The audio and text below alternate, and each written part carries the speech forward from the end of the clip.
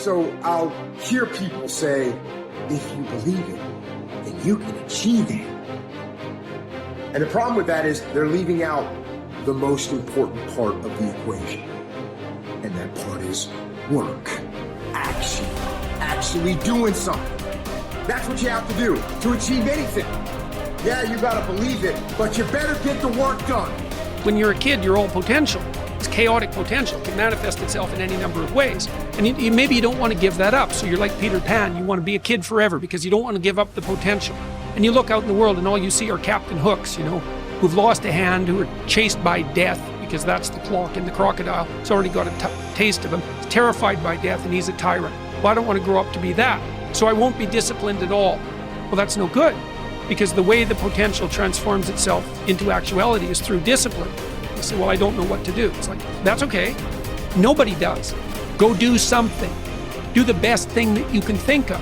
Put the best plan you have into practice. It's not going to be perfect and it will change along the way, but it will change partly because you become disciplined pursuing the path. And as you become disciplined, you become wiser. And as you become wiser, you become able to formulate better and better plans. What does it take to really make the changes starting tomorrow? It also takes more than enthusiasm. I know we're hearing a lot about enthusiasm these days, but see, that just won't do the job. So you can get all excited about lifting 200 pounds till you get to the gym. And then you need a new excitement. And the new excitement is called discipline. Major step to human progress. Discipline. If there's one thing to get excited over, that's it. Get excited over your ability to make yourself do the necessary things. It's a commitment. It's not a feeling. Commitments don't have nothing to do with your feelings. You do it because you're supposed to.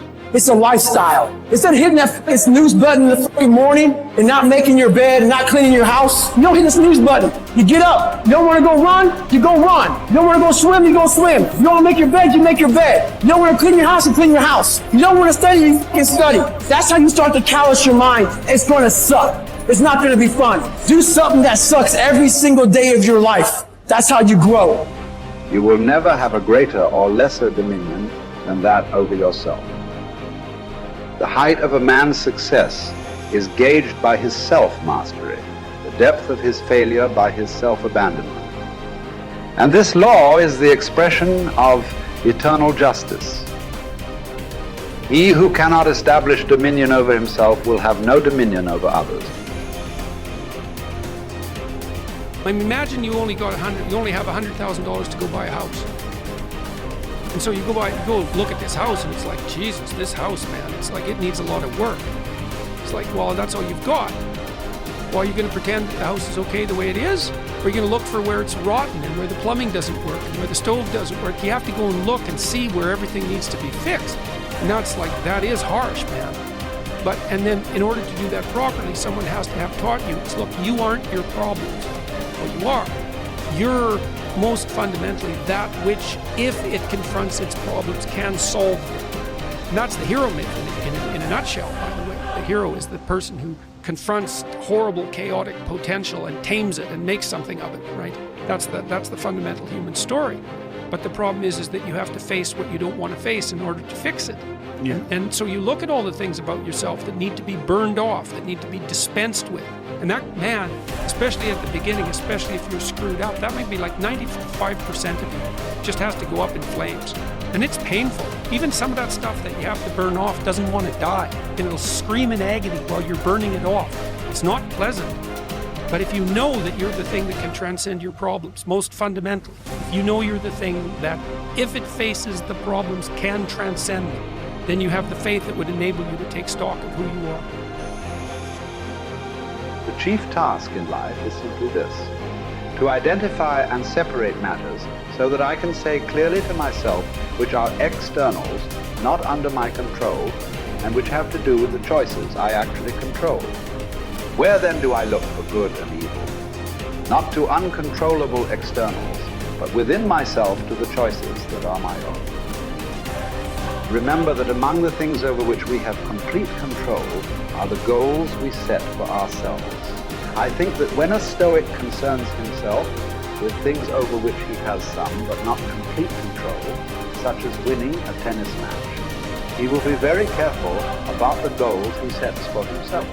In particular, he will be careful to set internal rather than external goals. Thus, his goal in playing tennis will not be to win a match, something external over which he has only partial control, but to play to the best of his ability in the match, something internal over which he has complete control. By choosing this goal, he will spare himself frustration or disappointment should he lose the match. Since it was not his goal to win the match, he will not have failed to attain his goal as long as he played his best. His tranquility will not be disrupted. The disciplined mind conquers all obstacles and achieves greatness, for it remains steadfast in the pursuit of virtue, undeterred by distractions or temptations.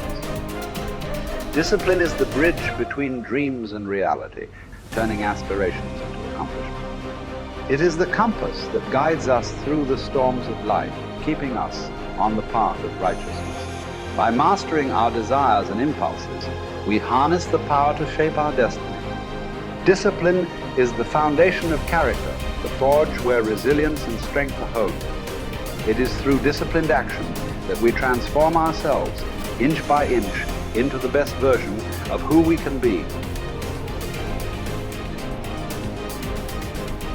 This is from 12 Rules for Life. Rule 4 is compare yourself to who you were yesterday, not to who someone else is today.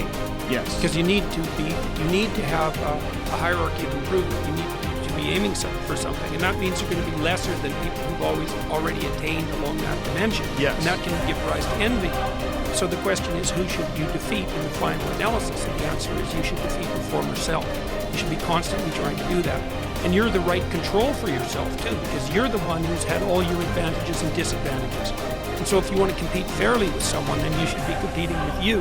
And it is the case, and this is what we were talking about too with regards to the self-improvement of the fighter, is, well, if you're improving yourself, then what you are doing is competing with your lesser self. And then you might also ask, well, what is that lesser self? And that lesser self would be resentful and bitter and aggressive and vengeance-seeking and all of those things that go along with having a negative moral character. And those are things that interfere with your ability to progress as you move forward through life. So it's very necessary to understand that this is why, I've been stressing this idea of personal responsibility. It's like, well, personal responsibility is to compete with yourself, is to be slightly better than yourself the next day. Yes. And it better in some way that you can actually manage, and that's humility. It's right, like, well, I'm a flawed person. I've got all my problems. Could I be as good as person X? It's like not the right question. The right question is, could you be slightly better tomorrow than your currently flawed self? And the answer to that is, if you have enough humility to set the bar properly low, then you could be better tomorrow than you are today. Because what you also have to do is you have to say, well, here's all my flaws and my insufficiencies, and the best that someone that flawed and insufficient could do to improve and actually do it is this. And that's not worth going out in the street and celebrating with placards. It's like, well, this is why I tell people to clean the room. It's not going to brag to someone that you did that. But someone as insufficient as you might be able to manage it. And that means you actually are on the pathway to self-improvement, and you're transcending your former self. And you might say, well, what's the right way of being in the world, if there is such a thing? And it's not acting according to a set of rules. It's attempting continually to transcend the flawed thing that you currently are. And what's so interesting about that is that the meaning in life is to be found in that pursuit. So I've been laying that out in these discussions too, because it's saying, well, the fundamental issue is that life is tragic and difficult, very tragic and difficult for everyone. And it's also tainted by malevolence, because no matter how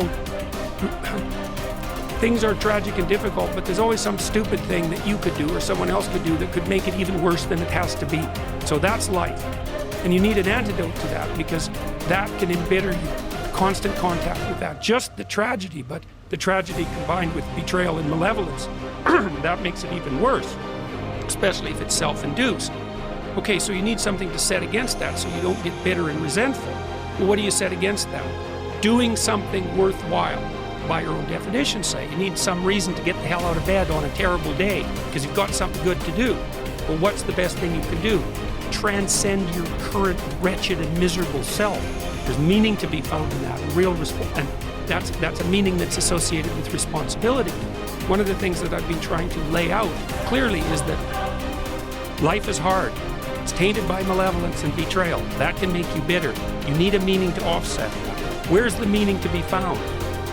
Not in rights, not in impulsive pleasure, but in responsibility. You take responsibility for yourself, so you take care of yourself. If you're good at it, you have some excess left over to take care of your damn family. If you're good at both of those, then you have some excess left over to take care of your community. Those are heavy burdens. You pick up the burdens, you find that's meaningful. The best way to pick up the burden is to continually improve yourself. And that's where the meaning is to be found. And so that meaning is in the continual self-transcendence. That's letting your old self die and the new self be reborn.